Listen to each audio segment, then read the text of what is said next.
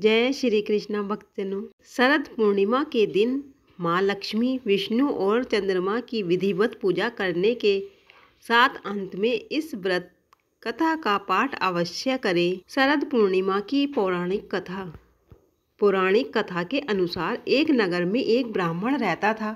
उसकी 2 पुत्रियां थीं।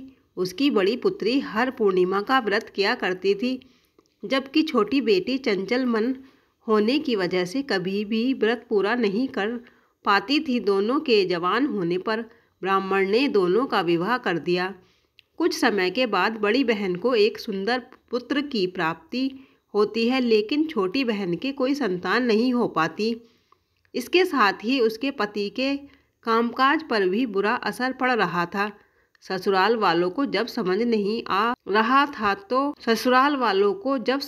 आ पाता है कि इस बुरे माहौल की क्या वजह है, तब वह घर में ज्योतिष को बुलाकर पूछते हैं इसकी वजह क्या है।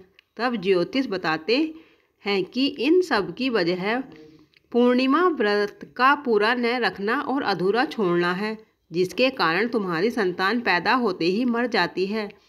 अगर आप पूर्णिमा का व्रत पूरा करेंगी तो आपकी संतान मरेगी नहीं।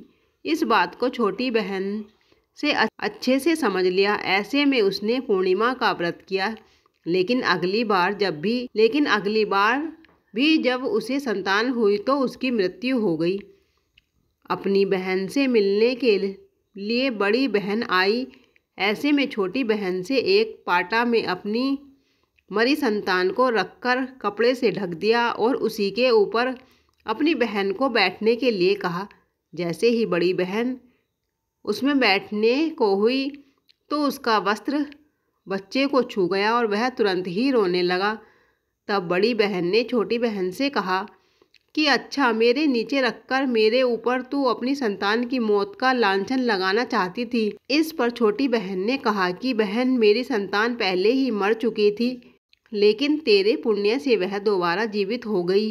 इसके साथ ही छोटी बहन ने पूर्णिमा व्रत करने का ढिंढोरा पिटवा दिया और वह हर साल इस व्रत को विधिवत तरीके से पूरा करने लगी।